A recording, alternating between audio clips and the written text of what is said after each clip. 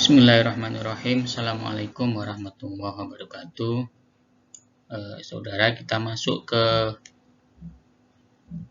pertemuan yang ketiga, membahas tentang sengketa tun dan penyelesaian sengketa tun. Baik, kita mulai dengan mendefinisikan dari sengketa tata usaha negara. Nah, sengketa tata usaha negara adalah sengketa yang timbul dalam bidang tata usaha negara. Jadi sengketa ini itu masuk bidang sengketa tata usaha negara.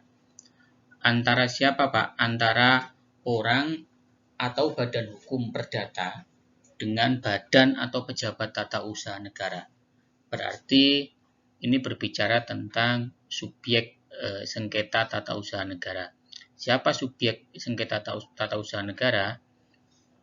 Yang pertama adalah orang. Orang dalam artian manusia. Manusia, karena manusia ini kan termasuk subjek hukum. Kemudian badan hukum perdata. Nah, badan hukum perdata ini termasuk juga subjek hukum. Bisa perseroan terbatas misalkan dan lain sebagainya, yayasan yang masuk badan hukum. Nah, dengan siapa? Badan atau pejabat tata usaha negara, baik di pusat maupun daerah, karena ada pejabat tata usaha negara itu yang masuk kategori pejabat pusat, maksudnya ini instansi pusat ya, instansi pusat. Kemudian daerah ini instansi daerah ya, seperti pemerintah daerah, pemerintah provinsi dan lain sebagainya. Kemudian sebagai akibat dikeluarkannya keputusan tata usaha negara. Jadi sengketa ini itu karena adanya keputusan tata usaha negara, ini berarti objek sengketa tun. Ya, objek sengketa tun itu apa ya? Keputusan tata usaha negara. Nanti di slide berikutnya akan didefinisikan apa itu keputusan tata usaha negara. Ya. Termasuk sengketa kepegawaian. Ya, termasuk sengketa kepegawaian ini masuk sengketa tun berdasarkan peraturan perundang-undangan yang berlaku.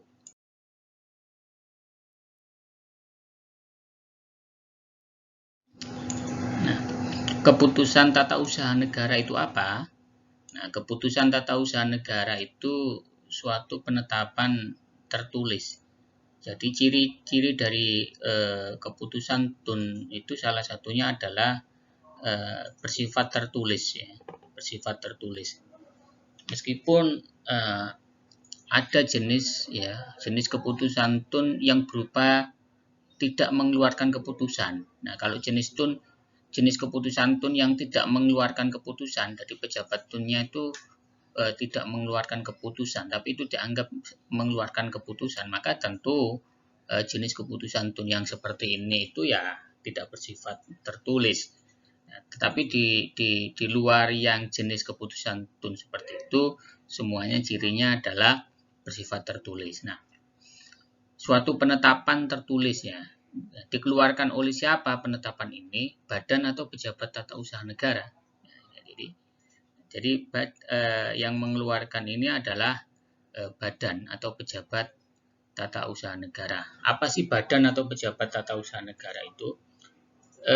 Secara sederhana kita bisa definisikan pejabat tun itu adalah orang yang ketika mewakili negara untuk melakukan tindakan hukum tertentu berdasarkan kewenangan yang diberikan oleh peraturan perundang-undangan.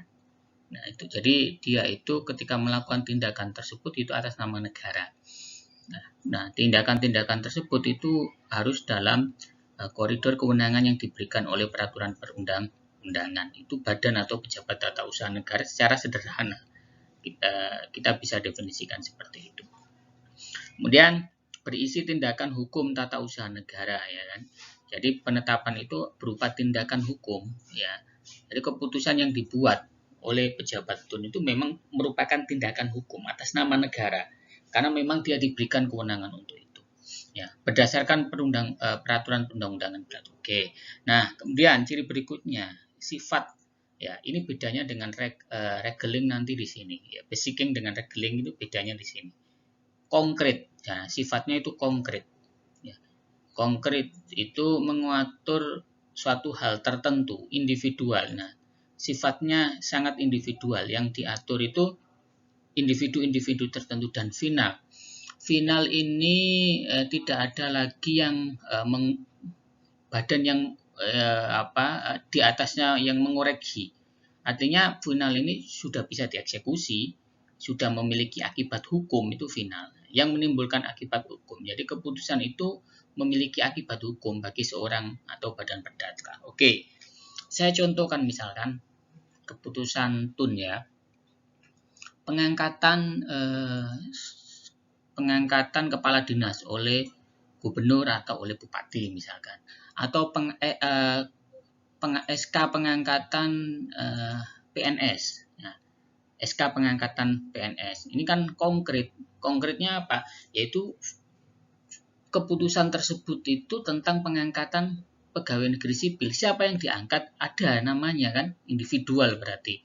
Si A, si B, si C, ya kan? Tidak mungkin di SK PNS itu tidak ada nama yang diangkat. Ini yang dimaksud individual. Kemudian final. SK tersebut setelah ditetapkan ya, itu memiliki akibat hukum. Apa akibat hukumnya? Dia mendapatkan gaji, ya kan? Dia melakukan PNS itu bisa melakukan tindakan tertentu berdasarkan kewenangan yang dimiliki dan lain sebagainya. Nah, ini berbeda nanti dengan yang regeling, yang bukan keputusan TUN. Itu sifatnya umum, yang diatur itu umum, ya, umum, ya, bersifat abstrak. Abstrak itu sesuatu yang memang dia tidak konkret, abstrak itu. Umum, ya, bersifat umum. Contoh misalkan gini,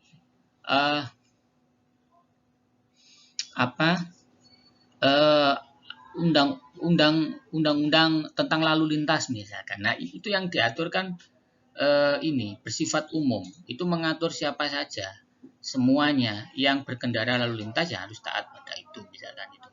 Atau contoh yang lain, ada peraturan rektor misalkan tentang tata cara berpakaian misalkan ini ya, ini misalkan. Itu kan yang diatur kan bukan si A, si B, tapi umum semuanya. Itu yang regeling, itu bukan basicing atau bukan keputusan TUN.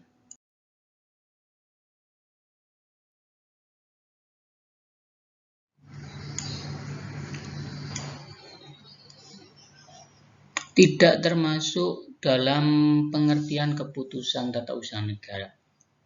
Saudara-saudara, ada 1, 2, 3, 4, 5, 6, 7. Ada 7 keputusan tata usaha negara yang oleh Undang-Undang PT-UN itu dikecualikan sebagai keputusan tata usaha negara. Bisa jadi keputusan-keputusan ini secara sifatnya itu mungkin masuk kategori keputusan TUN yang bersifat final, konkret, dan individual. Tetapi oleh Undang-Undang PT-UN, keputusan-keputusan ini itu dikecualikan sebagai keputusan tata usaha negara.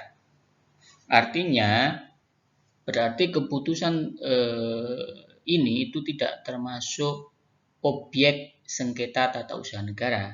Sehingga ketika ada sengketa ya nggak bisa kemudian diajukan gugatan di PT-UN. Sebab keputusan ini dikecualikan sebagai keputusan TUN. Artinya apa? Ya ini tidak termasuk objek sengketa TUN. Itu bahasa sederhananya begitu. Nah, yang pertama, keputusan yang tidak termasuk keputusan TUN adalah keputusan tata usaha negara yang merupakan perbuatan hukum perdata. Nah, maksudnya apa ini, Pak? Nah, maksudnya bisa saja pejabat TUN itu membuat keputusan, ada sebuah keputusan, tapi keputusan itu masuk lapangan perdata. Seperti misalkan mengadakan perjanjian ya, MOU, perjanjian tentang pengadaan barang dan jasa, ya.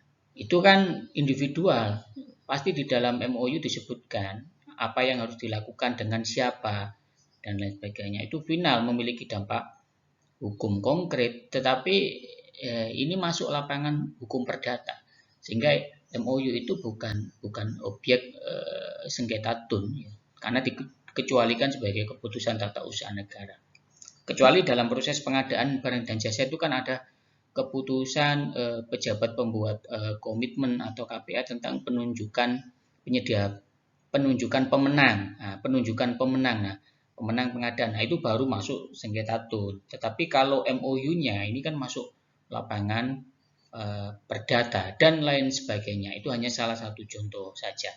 Intinya adalah kalau keputusan tun itu merupakan perbuatan hukum perdata, maka dia keputusan tersebut itu bukan masuk keputusan tata usaha negara. Yang kedua ini regeling, ya, termasuk regeling. Keputusan tun yang merupakan pengaturan yang bersifat umum, yang tadi yang saya contohkan yang regeling itu, ya, yang regeling itu. Jadi dulu di undang-undang tentang pembentukan peraturan perundang-undangan itu sebelum jadi perpres, ya, itu nomenklaturnya adalah kepres. Jadi secara bentuk itu keputusan presiden, tapi sifatnya isinya itu sifatnya mengatur, ya, sifatnya mengatur. Ya, secara bentuk itu seperti basicking, tetapi substansinya itu sifatnya itu mengatur. Nah, jenis keputusan seperti ini itu bukan keputusan tata usaha negara, tapi kepres sekarang itu sudah diganti menjadi perpres, ya, di dalam undang-undang pembentukan peraturan perundang-undangan, sehingga tidak ada lagi kepres yang sifatnya mengatur. Kalau kepres itu ya basicking, final, individual, konkret. Tapi saya melihat di beberapa instansi itu masih ada instansi pemerintahan itu yang membuat keputusan tapi sifatnya itu mengatur.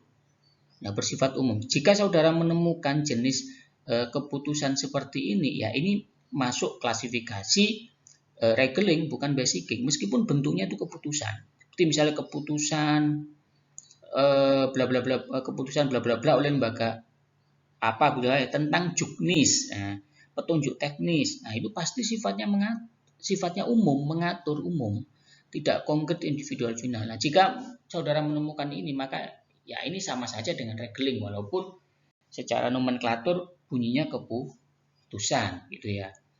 Nah, ini berarti tidak termasuk keputusan tata usaha negara. Kemudian yang ketiga, keputusan tun yang masih memerlukan persetujuan. Artinya ini belum final, ya, sifat finalnya belum terpenuhi. Ya, bisa jadi ada keputusan-keputusan tun tertentu, ya, itu yang dia masih memerlukan persetujuan atasnya, lembaga atasnya, instansi atasnya, ya, atau atasannya lah. Nah, maka ya sifat finalnya memang belum terpenuhi, maka belum masuk klasifikasi keputusan tun. Nah, yang ketiga, keputusan tun yang dikeluarkan berdasarkan ketentuan Kitab Undang-Undang Hukum Pidana dan Kitab Undang-Undang Hukum Acara Pidana atau peraturan perundang-undangan lain yang bersifat hukum pidana. Nah, ini tidak termasuk keputusan tata usaha negara. Saya contohkan.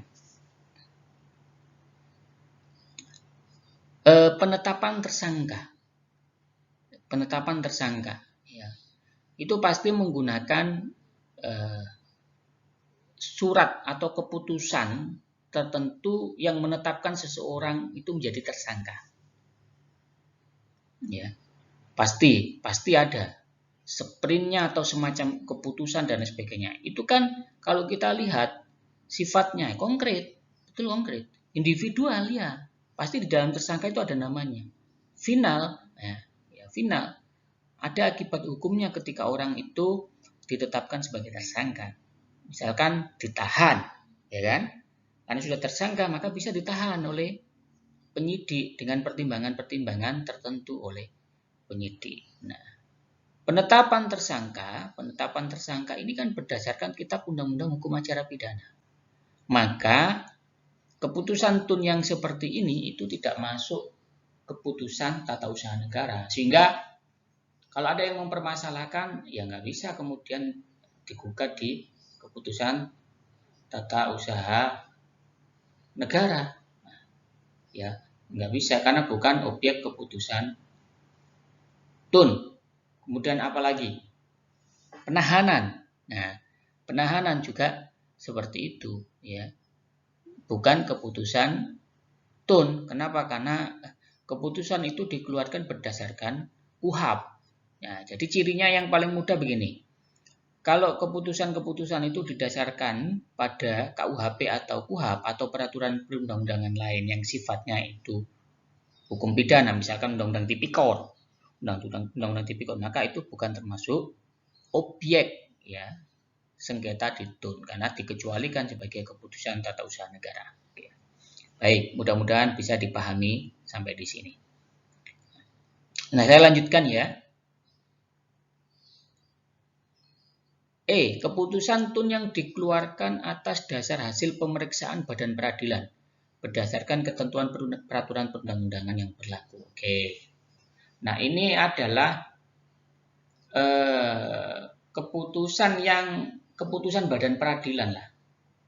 Baik penetapan maupun vonis atau putusan. Jadi penetapan peradilan itu ya bukan objek gugatan di TUN. Ya, termasuk vonis.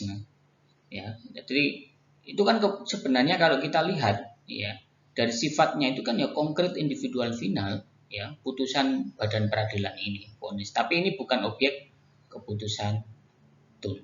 Putusan misalkan untuk vonis kalau nggak diterima ya maka bisa banding atau kasasi ya, tidak kemudian digugat lagi di keputusan tata usaha negara sebab keputusan badan peradilan itu dikecualikan sebagai objek sengketa TUN karena nggak masuk keputusan tata usaha negara. Yang F, keputusan tata usaha negara mengenai tata usaha TNI. Nah, tata usaha TNI. Nah, ini wilayah TNI. Ini bukan keputusan-keputusan mengenai tata usaha TNI ini bukan termasuk keputusan TUN. Nah, yang terakhir ini keputusan KPU baik di pusat maupun di daerah mengenai hasil pemilihan umum ya. Ini bukan keputusan TUN ya. Jadi kalau ada keputusan KPU nomor sekian bla bla bla tentang hasil pemilihan umum tahun 2019 misalkan. Ya.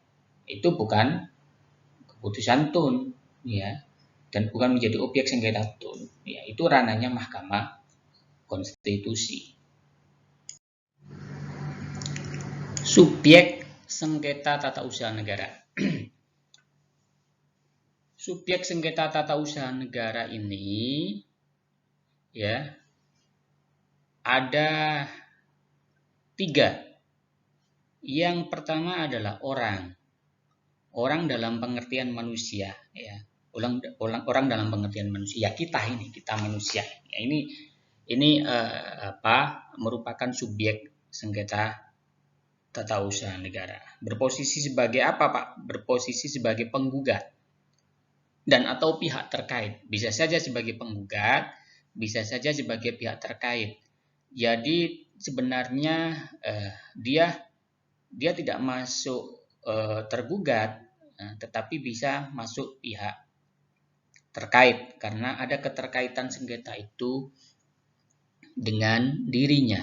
Oke, saya akan beri contoh ya terkait dengan pihak terkait ini.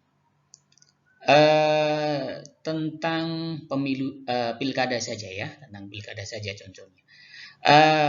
Ada SK tentang penetapan pasangan calon pilkada itu. Nah, misal di pilkada Kabupaten A ya, ada 4 pasangan calon yang mendaftar. Kemudian 1 dinyatakan tidak memenuhi syarat.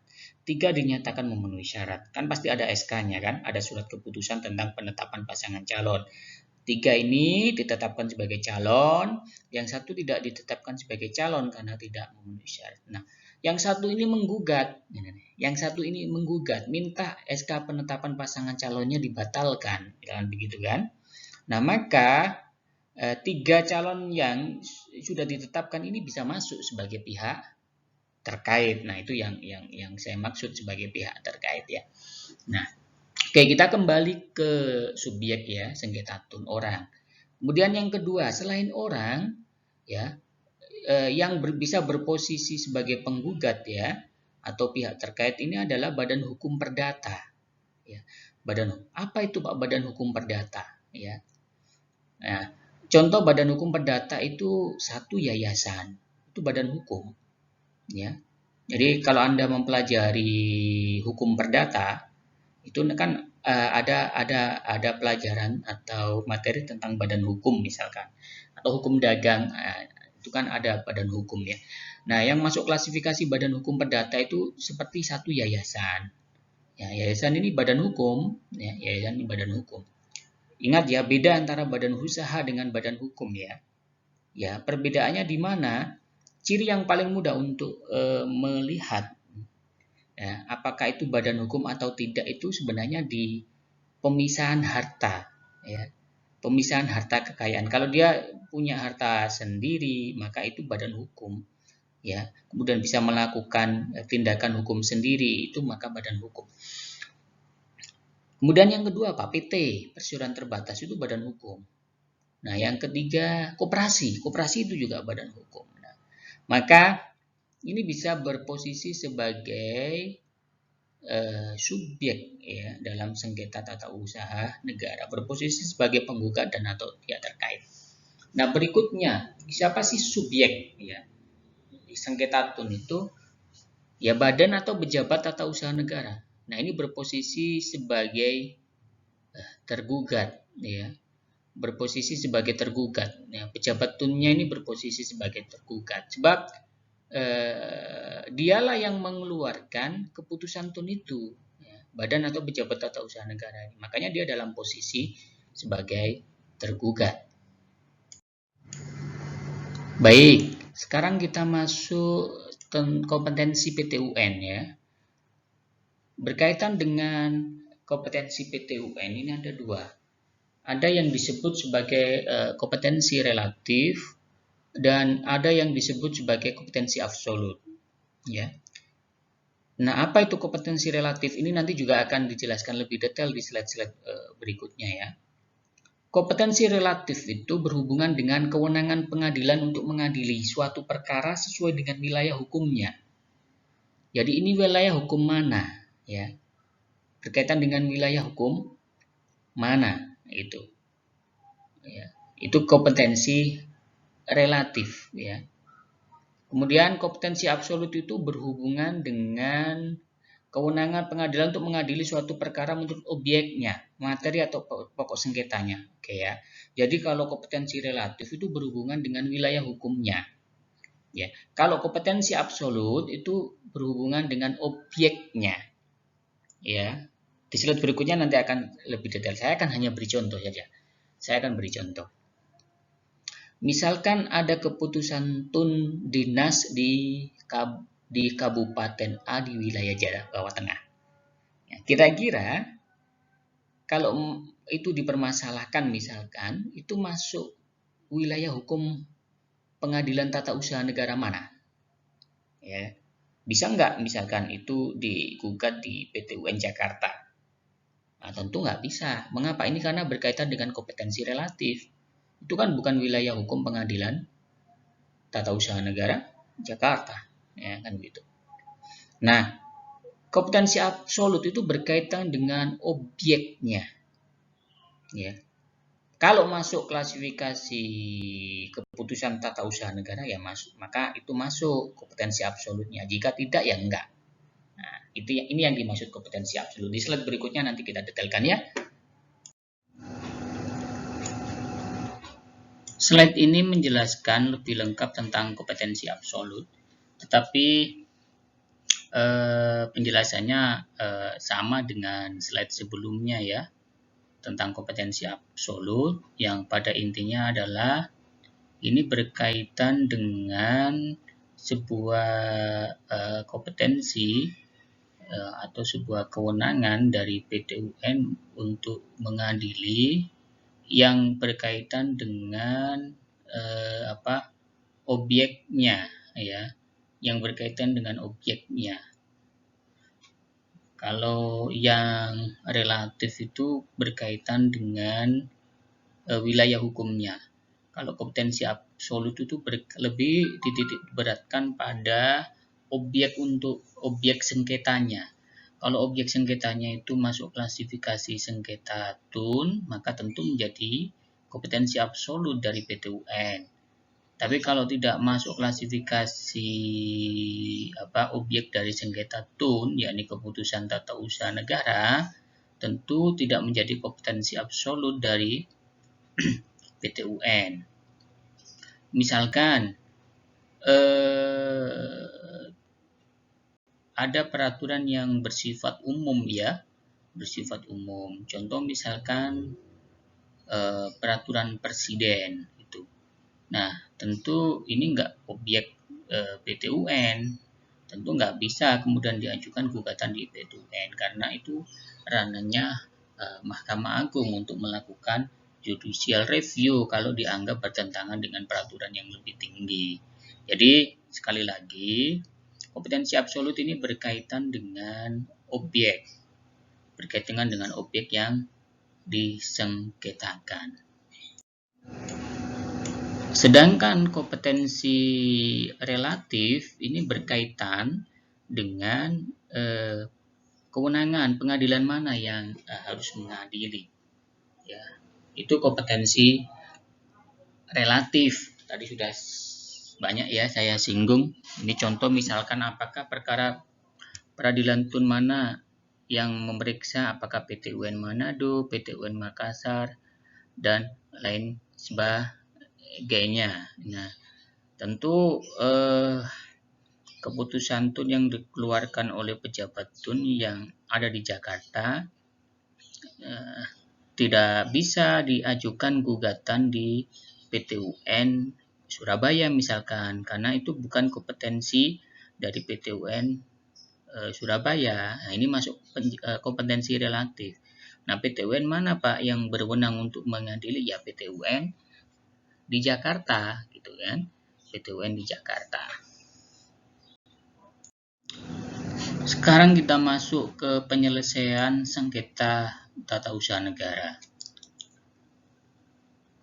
Ada dua cara atau metode untuk penyelesaian sengketa tata usaha negara. Yang pertama itu melalui apa yang dinamakan dengan upaya administratif. Dan yang kedua itu melalui gugatan di PT UN. Mari kita bahas yang pertama dulu, yakni upaya administratif. Ya. Apa yang dimaksud upaya administratif? Upaya administratif ini adalah suatu prosedur yang dapat ditempuh oleh seorang atau badan hukum perdata ya, apabila ia tidak puas terhadap suatu keputusan tata usaha negara tersebut. Nah, upaya administratif ini lebih upaya ke dalam ya, lebih upaya ke dalam, sehingga penyelesaian sengketa TUN melalui upaya administratif ini itu dilaksanakan di lingkungan pemerintahan itu sendiri. Nah, jadi karena sifatnya lebih ke dalam ya upaya administratif. Nah, upaya administratif ini terdiri dari dua, satu keberatan, dua banding administratif ya. Kita mulai dari keberatan dulu. Nah, penyelesaian sengketa tata usaha negara melalui jalur keberatan ini itu dilakukan sendiri oleh badan atau pejabat TUN yang mengeluarkan keputusan PT UN. Ya, artinya orang atau badan hukum perdata yang misalnya merasa dirugikan ya, seiring dengan terbitnya keputusan TUN itu bisa mengajukan komplain atau keberatan ya kepada pejabat atau badan yang mengeluarkan keputusan TUN tersebut. Nah, bisa saja melalui lisan, bisa saja melalui tertulis keberatannya ya, dengan menguraikan apa hal-hal yang menjadi pokok keberatannya ya. Misalkan ya, menjelaskan kepada badan atau pejabat TUN bahwa keputusan TUN-nya ini keliru, tidak sesuai dengan peraturan perundang-undangan. Ya. atau ada asas-asas umum pemerintahan yang baik yang dilanggar misalkan. Nah, ketika badan atau pejabat tun ini bisa memahami penjelasan tersebut ya, atau komplain tersebut, sehingga oh iya betul ini keputusannya salah. Nah, sehingga pejabat tun itu ya bisa merevisi keputusan yang sudah dibuat. Jadi mengajukan keberatan. Nah, Pak, ini bukan seperti ini. Duduk perkaranya begini. Oh ya. Kemudian pejabat tun menyadari keputusan yang dibuat salah, setelah itu dibatalkan atau direvisi dan lain sebagainya. Selesai perkara. Oke. Nah, ada yang disebut sebagai banding administratif kedua. Ya, ini penyelesaian dengan mengajukan semacam komplain atau keberatan kepada instansi atasan dari badan atau pejabat tun yang mengeluarkan keputusan tata usaha negara tersebut. Ya. Misal upaya keberatannya enggak dihiraukan oleh badan atau pejabat tun yang mengeluarkan keputusan. Kemudian mengajukan banding administratif ya terhadap keputusan yang dikeluarkan itu ke instansi atasan atau instansi lain dari badan pejabat tun yang memang berwenang untuk memeriksa ulang keputusan tersebut yang disengketakan. Nah, maka itu bisa dilakukan. Nah, saya beri contoh ya dalam sengketa tun pilkada misalkan. Bawaslu itu diberikan kewenangan oleh undang-undang sebagai pemeriksa atas keputusan tun yang dibikin oleh KPU, utamanya terkait dengan pencalonan ya. Jadi sebelum masuk ke PT-UN itu harus melalui banding administratif di Bawaslu. Nah, Bawaslu bisa saja kemudian mengoreksi keputusan tentang penetapan calon misalkan yang dilakukan oleh KPU. Nah, ini yang dimaksud sebagai banding administratif. Nah, ini ya. Kemudian ya, berikutnya ya, selain upaya administratif, penyelesaian sengketa tun tentu ada di PT-UN ya. Ini upaya penyelesaian sengketa tun terakhir yang melibatkan badan peradilan. Kalau upaya administratif ini lebih ke internal model penyelesaiannya. Tapi kalau gugatan di PT-UN ini sudah melibatkan pihak eksternal yakni pengadilan untuk menguji apakah keputusan tun yang dibuat oleh badan atau pejabat tun itu sudah sesuai dengan peraturan perundang-undangan atau asas-asas umum pemerintahan yang baik. Asas hukum acara PT-UN. Dari beberapa asas hukum acara PT-UN, saya hanya akan menjelaskan beberapa saja ya, karena asas-asas yang lain ini asas peradilan pada umumnya ya, seperti asas sidang terbuka untuk umum, biaya ringan, asas sederhana serta asas cepat, kemudian mendengarkan kedua belah pihak, kemandirian, kekuasaan kehakiman atau imparsial, asas objektivitas dan sebagainya. Saya kira ini juga sudah diberikan ya pada mata kuliah sistem peradilan atau administrasi peradilan, karena ini asas-asas badan peradilan pada umumnya. Nah, saya hanya akan menjelaskan beberapa yang belum dipelajari di sistem peradilan atau administrasi peradilan. Yang pertama ada asas praduga keabsahan atau regmatik ya. Asas ini tuh menjelaskan bahwa keputusan tata usaha negara itu tetap dianggap sah sepanjang belum ada putusan PT-UN yang berkekuatan hukum tetap yang menyatakan keputusan tun itu dinyatakan batal atau tidak sah. Ya, itu yang dimaksud sebagai asas praduga keabsahan. Sehingga di dalam asas praduga keabsahan ini itu tindakan hukum yang dilakukan oleh pejabat tun itu tetap dianggap sah sampai bisa diuji, sampai ada yang menguji dan kemudian ada putusan PT-UN yang menyatakan keputusan itu batal dan dinyatakan tidak sah. Nah, asas praduga keabsahan ini memiliki keterkaitan dengan asas gugatan tidak menunda pelaksanaan keputusan tata usaha negara. Karena setiap keputusan tun itu tetap dianggap sah sampai dengan adanya putusan badan peradilan yang menyatakan putusan itu tidak sah atau batal dengan kekuatan hukum tetap, ya, dengan maka walaupun ada gugatan, ya, walaupun ada gugatan, ya, itu tidak menunda pelaksanaan keputusan tun tersebut. Ya, jadi ada gugatan masuk, ya, keputusan tata usaha negaranya tetap bisa dilaksanakan. Saya akan berikan contoh. SK tentang pemberhentian PNS misalkan, bukan CPNS, PNS misalkan.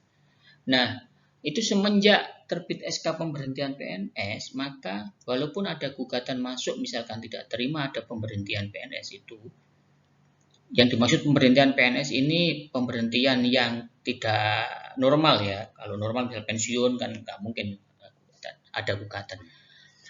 Nah, walaupun ada gugatan misalkan, nah maka keputusan tunnya tetap bisa dieksekusi. Eksekusinya apa? Dengan menghentikan gajinya, gitu. Loh Pak, nanti yang bersangkutan merasa dirugikan dong. Kalau misalkan gugatannya berhasil dinyatakan keputusan pemberhentiannya itu tidak sah, ya, kan gajinya kan sudah dihentikan, sedangkan perkara ini kan bisa saja selesai dalam waktu yang lama. Nah, berarti yang bersangkutan dirugikan dong Pak. Ya. Nah, penggugat itu bisa meminta ganti rugi, ya, meminta ganti rugi di dalam petitumnya, gitu. Nah, sehingga dihitung saja ganti ruginya, misalkan semenjak dia diberhentikan, gajinya di stop sampai bulan berapa, nah maka itu diminta untuk dibayar. Nah, dibayar seperti itu.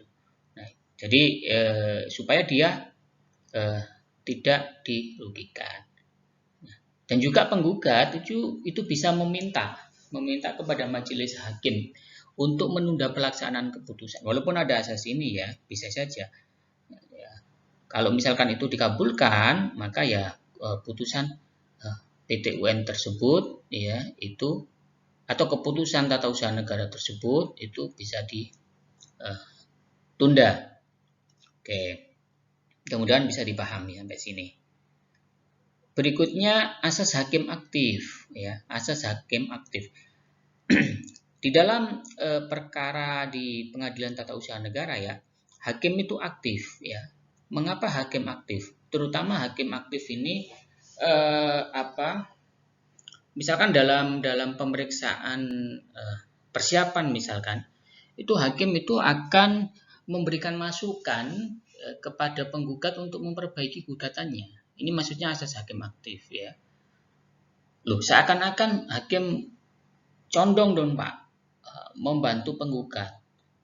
Nah, jadi tidak begitu. Jadi mengapa asas hakim aktif? Itu filosofisnya begini.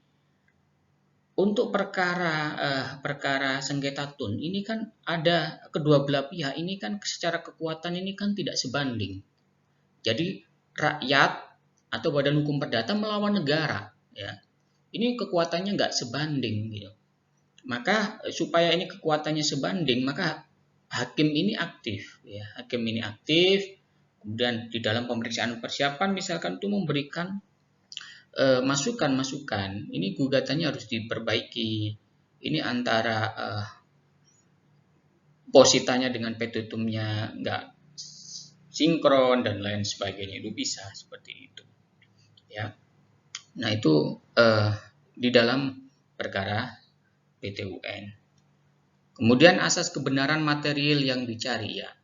Jadi yang dicari itu apakah secara material, apakah secara substansi keputusan yang dibuat itu melanggar peraturan perundang-undangan atau asas-asas umum pemerintahan yang baik, ya. Jadi tidak hanya secara prosedur apakah keputusannya itu sesuai dengan prosedur, tetapi diuji, ya, dengan asas-asas umum pemerintahan yang baik juga, ya. Makanya kebenaran yang dicari itu kebenaran material.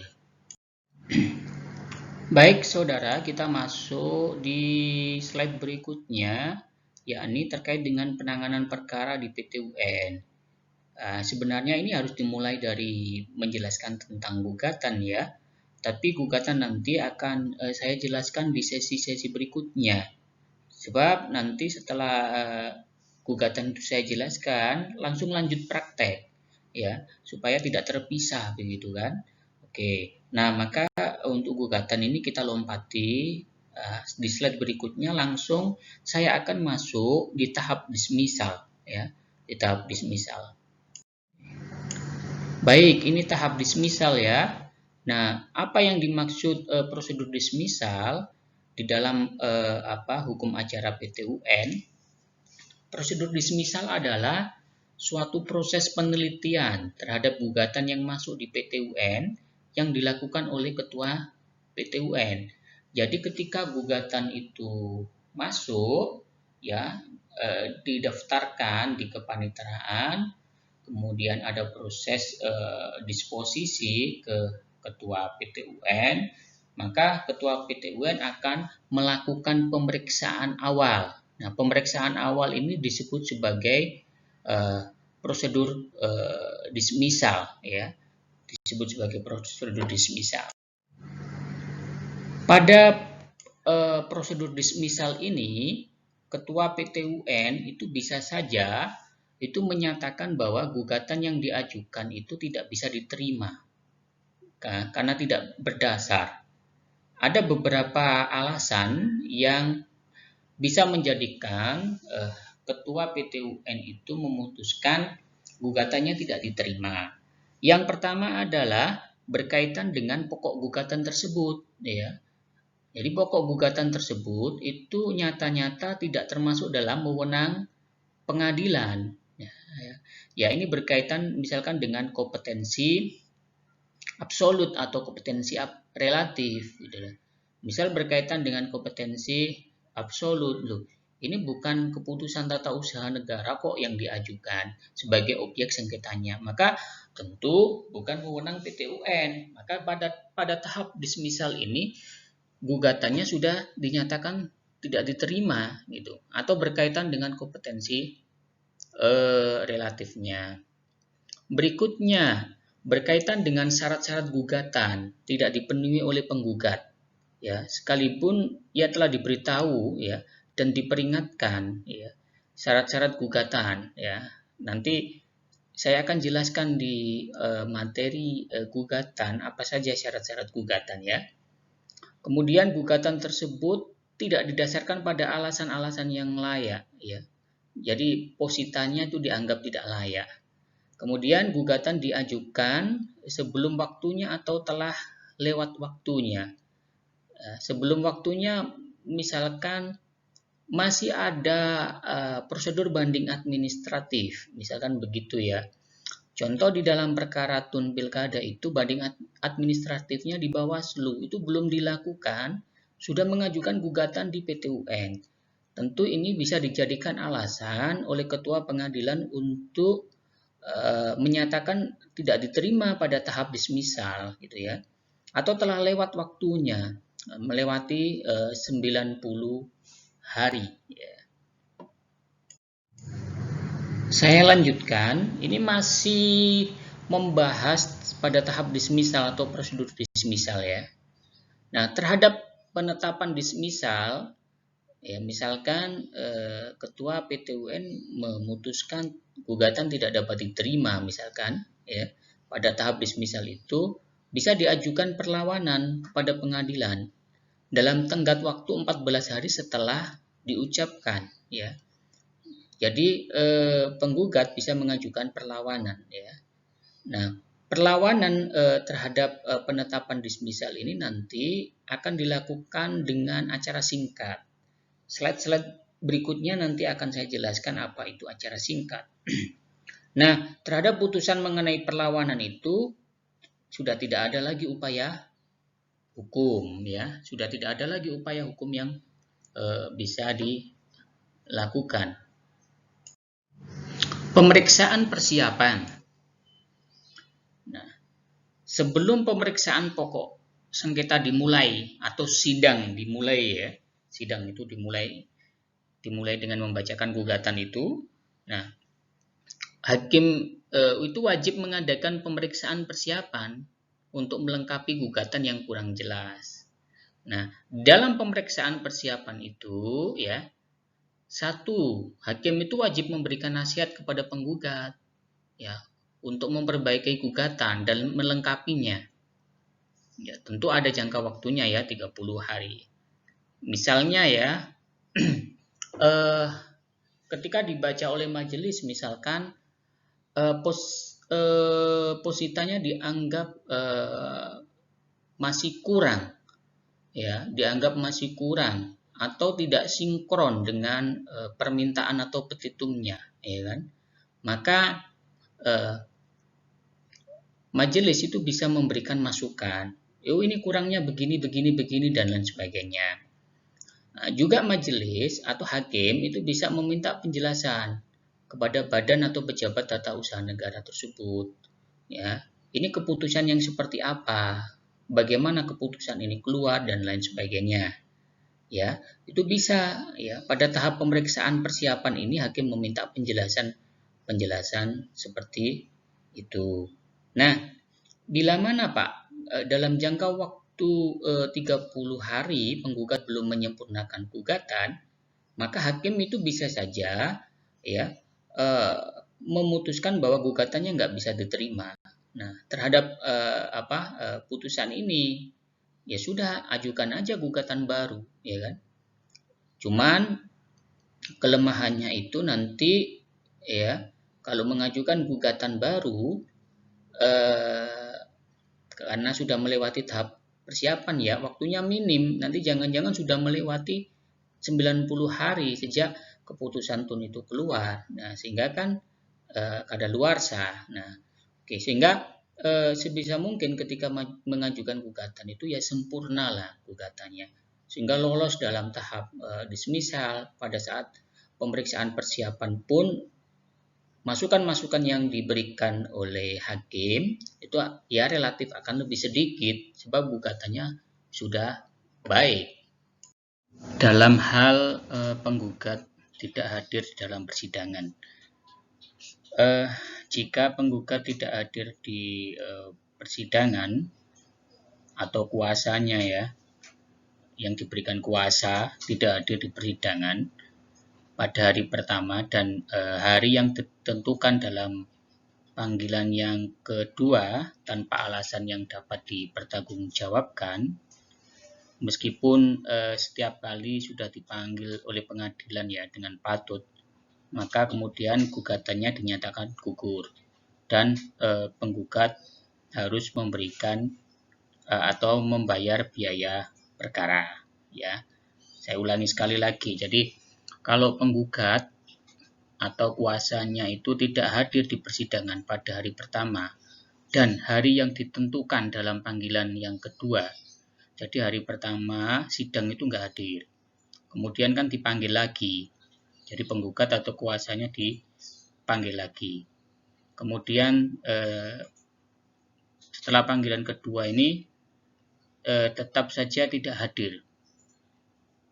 Nah, tanpa ada alasan yang dapat dipertanggungjawabkan ya. Nah, meskipun yang bersangkutan atau kuasanya sudah dipanggil dengan patut ya. Dipanggil dengan patut ini ada panggilan secara resmi. Nanti saya akan jelaskan di poin berikutnya. Nah, maka gugatannya dinyatakan gugur ya. Dinyatakan gugur dan penggugat harus membayar biaya perkaranya.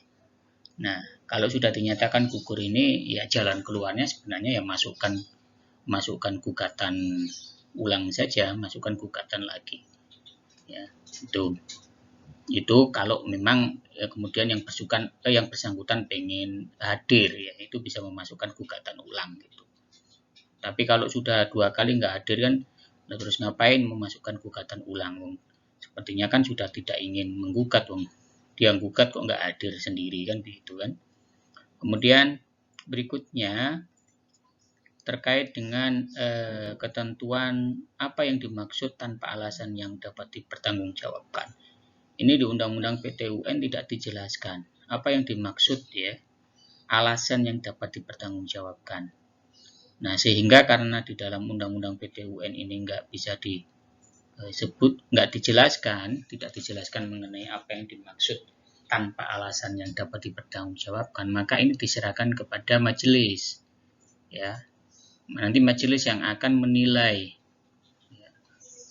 alasan-alasan yang dapat dipertanggungjawabkan dan alasan yang tidak dapat dipertanggungjawabkan.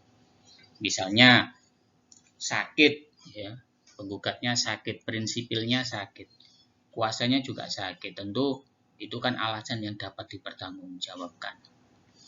Misalkan begitu. Kemudian panggilan terhadap pihak yang bersangkutan dianggap sah apabila masing-masing telah menerima surat panggilan yang dikirim dengan surat tercatat. Jadi yang dimaksud dengan panggilan patut itu ada surat sahnya, ada surat resminya, ada tanda terimanya bahwa yang bersangkutan juga sudah dipanggil secara resmi oleh pengadilan. Itu yang dimaksud dengan patut ya.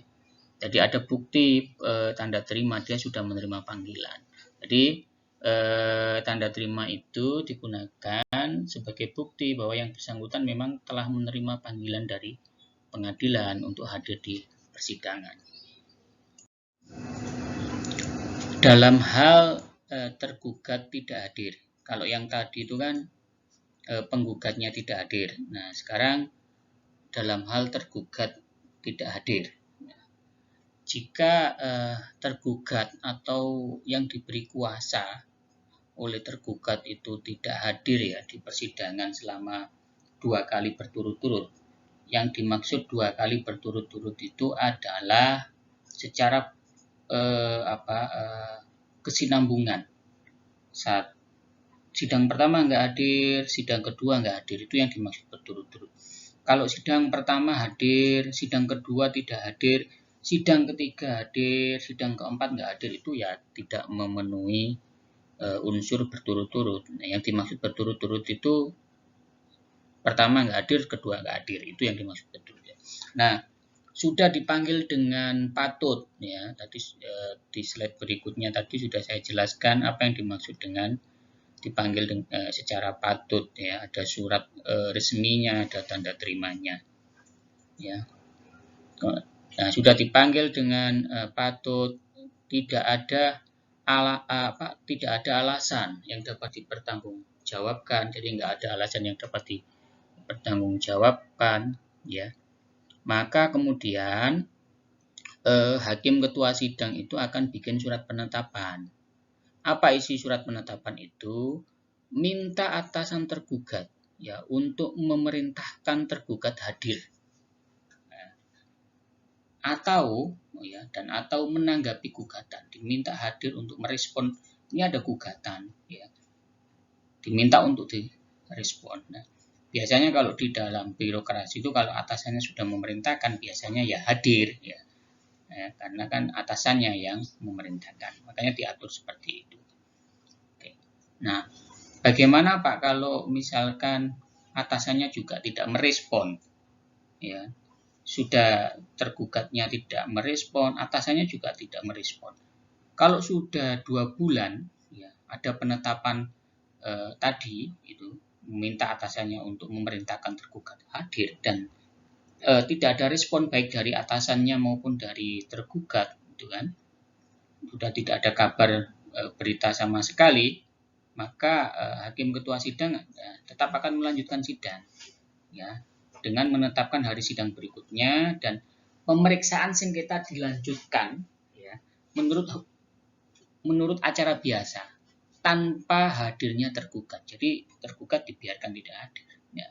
Nah, putusannya nanti ya ini lengkap ya kan hukum acara biasa, maka putusannya nanti juga akan dijatuhkan ya, setelah tahapan pembuktian itu tuntas dilakukan. Jadi diperiksa secara menyeluruh, ada proses pembuktiannya. Karena diperiksa tanpa hadirnya tergugat, tentu tergugat ya mengalami kerugian sebab dia tidak bisa selain memberikan sanggahan di jawaban juga tidak bisa membuktikan sebaliknya. Gitu. Ya jelas rugi tergugat itu kalau nggak hadir. Tapi kalau nggak hadir tetap diputus nanti setelah tahapan pembuktian selesai. Pemeriksaan di persidangan itu ada 3 jenis. Ada yang disebut pemeriksaan cepat, pemeriksaan singkat, dan pemeriksaan acara biasa. Cepat ya. Oke. Nah, dalam hal terdapat kepentingan penggugat ya yang bersifat mendesak, yang dipandang sangat mendesak ya. Dan itu harus dimasukkan dalam gugatannya. Oh, ini kepentingannya cukup mendesak dalam perkara ini.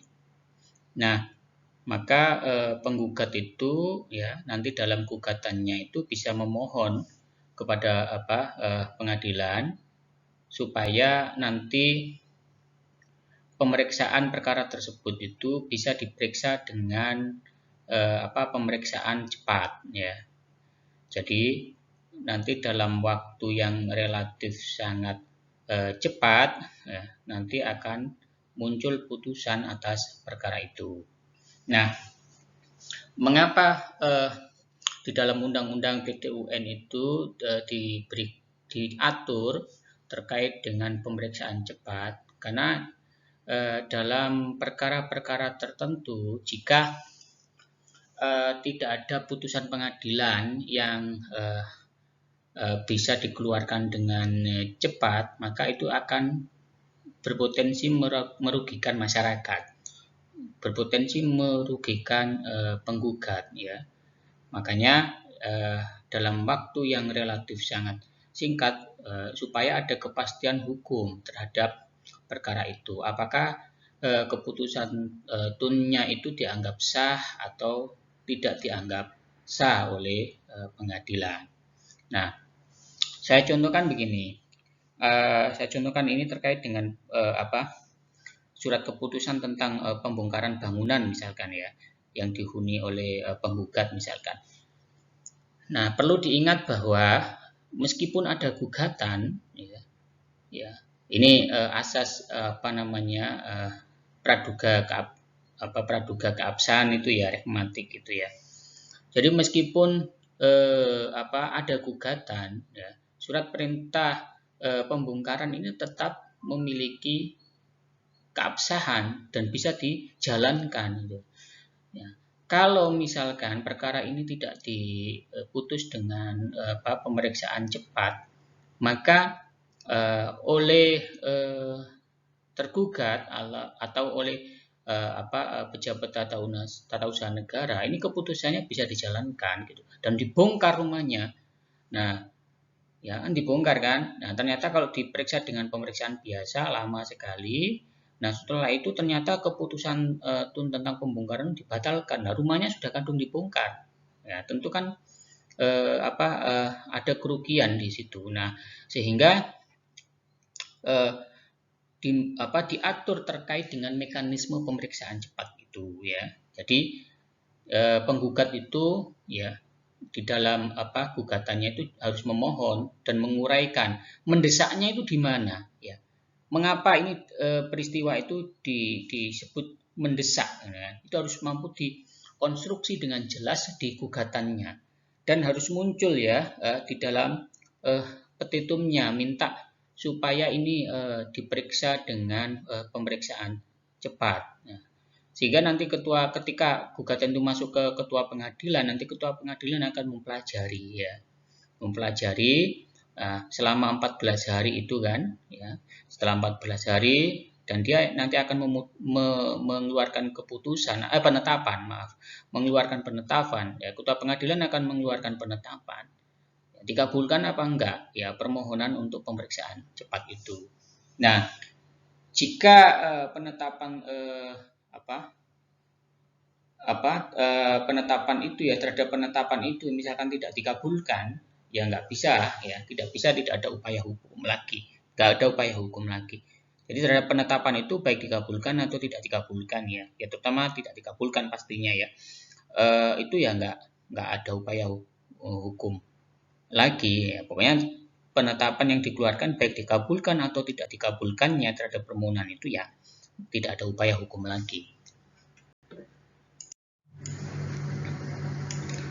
Pemeriksaan cepat itu ya, dengan acara cepat itu dilakukan hanya oleh hakim tunggal. Ya. Jadi hakimnya hanya hakim satu orang itu. Dalam hal permohonan acara cepat itu dikabulkan, ketua pengadilan itu dalam jangka waktu 7 hari. Ya. Setelah ketua pengadilan yang bersangkutan itu membuat penetapan, oke, dikabulkan. Ini diperiksa dengan acara cepat, gitu ya.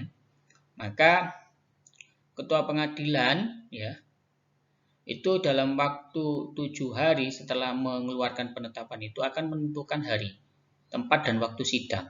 Sudah nggak ada lagi pemeriksaan persiapan ya. Kalau di dalam pemeriksaan biasa menggunakan hukum acara biasa itu kan ada pemeriksaan persiapan. Kalau di dalam pemeriksaan cepat ini sudah dilewati karena memang yang dibutuhkan itu kecepatan waktu ya.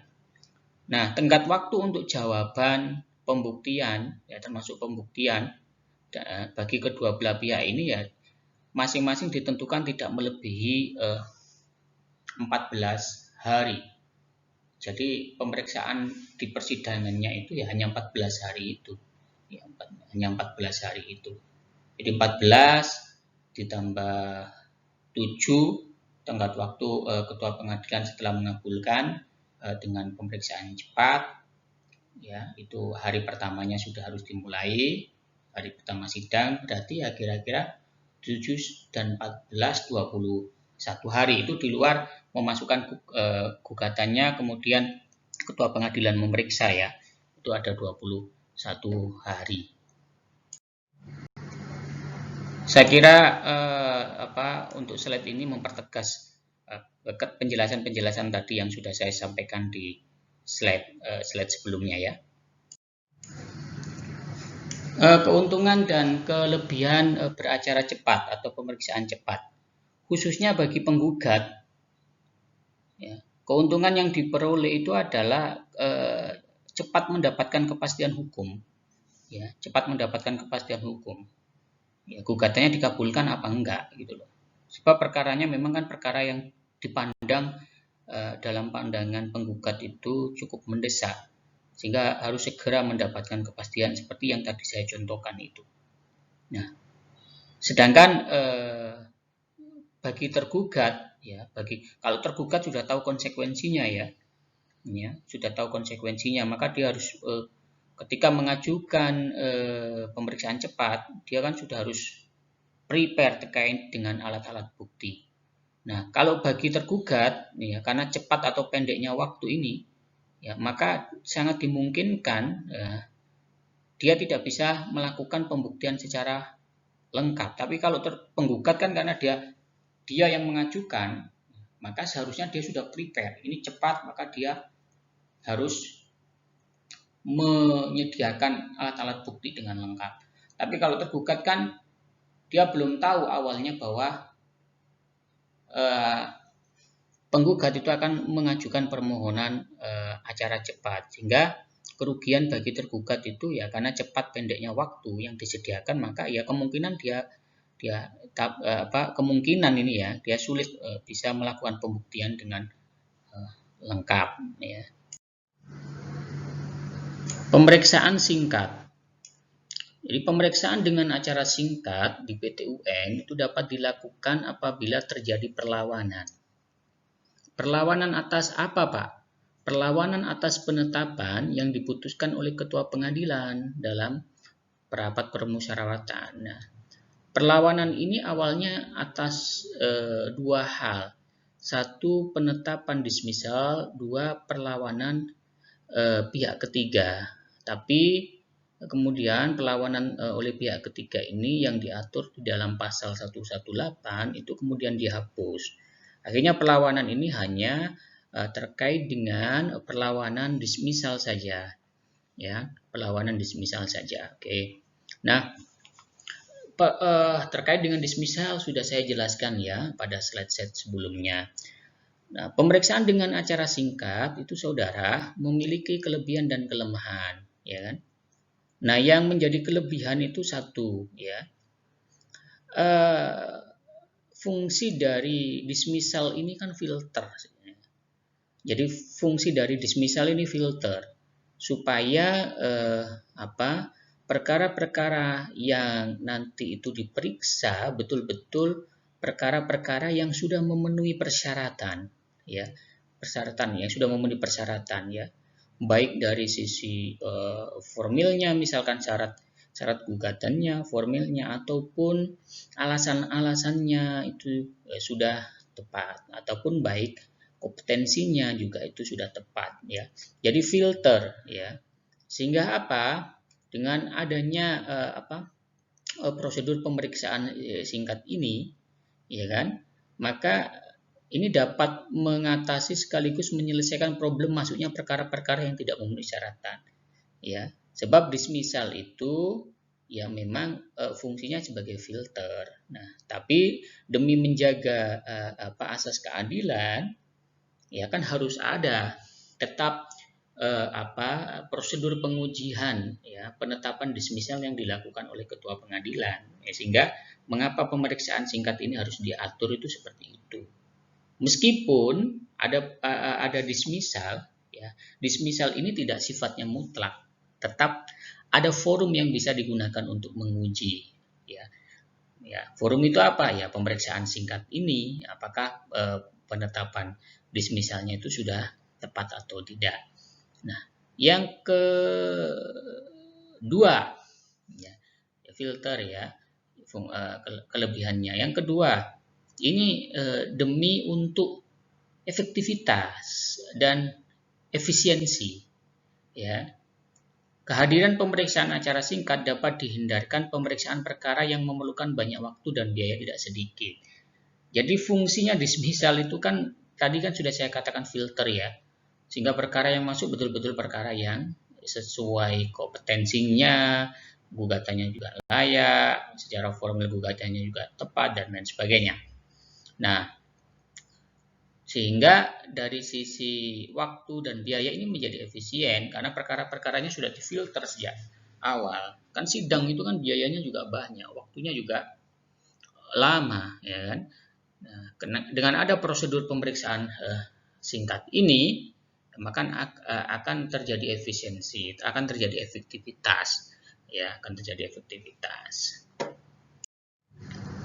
Selain kelebihan, pemeriksaan singkat ini juga memiliki kelemahan, ya. Yang pertama itu terkait dengan waktu, hanya 14 hari. Ini dipandang nggak realistis, kan, ya. Apalagi bisa saja penggugat itu tidak hadir ketika penetapan dismissal itu diucapkan. Kalau nggak hadir, baru tahu 3 hari atau 4 hari atau 5 hari sebelumnya, misalkan perkaranya didismissal, tinggal berapa waktunya. Sehingga ini dipandang tidak realistis, ya kan. Yang kedua, pemeriksaan acara singkat ini kan hanya berupa perlawanan. Artinya yang diperiksa itu apakah ketua pengadilan dalam mengeluarkan penetapan dismissal itu sudah benar atau tidak. Jadi pokok perkaranya belum disentuh, gitu loh. Jadi ya dari sisi efektivitas, ya, menurut saya perlawanan ini kalau memang betul-betul tidak dipandang ya perlu untuk dilakukan, ya menurut saya sebaiknya tidak dilakukan. Karena pokok perkaranya belum disentuh. Jadi ketika perlawanan menang pun ya nanti masuk ke pokok perkara, tetap begitu. Sehingga harus betul-betul dilihat, ya, apa pertimbangan-pertimbangan dari ketua pengadilan ketika menetapkan dismissal. Jadi penggugat atau kuasanya harus meneliti. Kalau berkaitan dengan wewenang, saya kira ini jelas ukurannya, ya. Kalau itu bukan wewenang PT UN, sebaiknya jangan lakukan perlawanan, baik, ya, dari sisi kompetensi absolut maupun relatif, ya. Misalkan dari sisi kompetensi relatif, loh ini bukan kewenangannya PT UN Surabaya kok, ini kewenangannya PT UN Jakarta, didismissal, ya sudah jangan perlawanan sia-sia, kan begitu kan. atau ini objeknya bukan objek PT UN, jangan lakukan perlawanan. Kalau memang betul-betul itu bukan objek PT UN. Kalau secara formil misalkan gugatannya itu belum terpenuhi, ajukan gugatan baru saja, gitu kan? Karena memang ya secara formil memang belum terpenuhi. Ya, yang mungkin menjadi subjektif itu alasan-alasan gugatan yang dipandang tidak layak. Nah, ini bisa saja bisa ya mengajukan perlawanan dari sisi mana, kemudian gugatan dianggap tidak layak alasannya oleh ketua PT UN. Ya, jadi betul-betul harus dipilah ya ketika melakukan perlawanan sehingga akan efektif. Pemeriksaan biasa ya. Pemeriksaan biasa itu terdiri dari ada prosedur pemanggilan para pihak, ya, kemudian persidangan terbuka untuk umum, pembacaan gugatan, jawaban, kemudian ada intervensi dari pihak ketiga, replik, duplik, sesi pembuktian, kesimpulan, dan putusan. Nah, di dua slide berikutnya saya hanya akan menjelaskan terkait dengan pemanggilan para pihak dan persidangan terbuka untuk umum. Sedangkan gugatan dan seterusnya di pertemuan-pertemuan berikutnya akan saya jelaskan, ya, termasuk nanti saudara akan melakukan praktek ya, penyusunan gugatan. Ini adalah prosedur pemanggilan ya. Jadi prosedur pemanggilan penggugat maupun tergugat ya. Jadi pemanggilan itu ya melalui surat resmi panggilan. Ini nanti ada hubungannya dengan telah dipanggil secara patut. Apa yang dimaksud telah dipanggil secara patut itu kan ya sudah dipanggil secara resmi ya melalui surat ya, melalui surat. Nah, harus ada tanda terimanya menurut saya sebagai bukti bahwa yang bersangkutan memang diterima. Ini jika surat panggilan itu bisa diserahkan secara langsung oleh kepaniteraan misalkan. Bagaimana Pak kalau rumahnya jauh? Ya, kalau dikirim melalui pos maka harus ada tanda bukti pengirimannya. Nah, itu yang dimaksud tanda terima itu. Ya, supaya apa? Supaya ada bukti bahwa sudah dipanggil secara patut. Karena yang dipanggil ini, misalkan baik tergugat maupun penggugat, bisa beralasan, loh saya tidak menerima surat itu kok. Apa buktinya pengadilan misalkan telah memanggil saya loh? Ini ada buktinya saya kirim via jasa pengiriman misalkan, nah kan gitu kan, nih gitu kan, jelas ya. Atau melalui kepala desa juga begitu, ada jasa pengirimannya atau tanda terima ke kepala desa dan lain sebagainya. Intinya apa? Intinya pemanggilan secara patut ini itu harus melalui surat resmi, dan surat resmi itu ketika dikirim atau diterimakan itu harus ada buktinya. Ya, harus ada bukti baik tanda terima maupun cap pos atau cap jasa pengiriman dan lain sebagainya. Kemudian lebih lanjut silakan ya dibaca di pasal 64 sampai 66 ini prosedur pemanggilan ya. Baik yang berkaitan dengan misalkan para pihak ada di luar negeri dan lain sebagainya, silakan dibaca sendiri di pasal 64 sampai 66 terkait dengan prosedur pemanggilan. Sidang terbuka untuk umum. Ini kan asas pengadilan ya. Sidang terbuka dan dibuka untuk umum ya. Kalau tidak memenuhi ketentuan ini ya nanti putusannya ini batal ya. Putusannya batal demi hukum. Tapi ada pengecualian. Di dalam perkara PT UN ini ada pengecualian. Lihat di angka 2 itu. Apabila majelis hakim memandang bahwa sengketa yang disidangkan itu menyangkut ketertiban umum atau keselamatan negara, maka persidangan dapat dinyatakan tertutup untuk umum. Jadi ada rahasia negara yang sangat urgent yang harus ditutupi, ya, maka ya sidang bisa saja dikecualikan terbuka untuk umum. Berkaitan dengan penugasan, nah saudara cari contoh keputusan tata usaha negara ya. Nah, setelah dapat keputusan tata usaha negara, saudara uraikan ya, di dalam Word itu, ya, ketik apa sih isi keputusan tun tersebut itu isinya apa, berkaitan dengan apa ya, dan seterusnya. Dikumpulkan pada pertemuan berikutnya, dikumpulkan di ketua kelas ya, jadikan satu di file zip atau RAR, kemudian email ke saya atau di-upload di e-learning. Kalau kesulitan, email saja ke saya, tidak apa-apa ya. Saya kira itu yang bisa saya sampaikan, mudah-mudahan bermanfaat. Terima kasih. Assalamualaikum warahmatullahi wabarakatuh.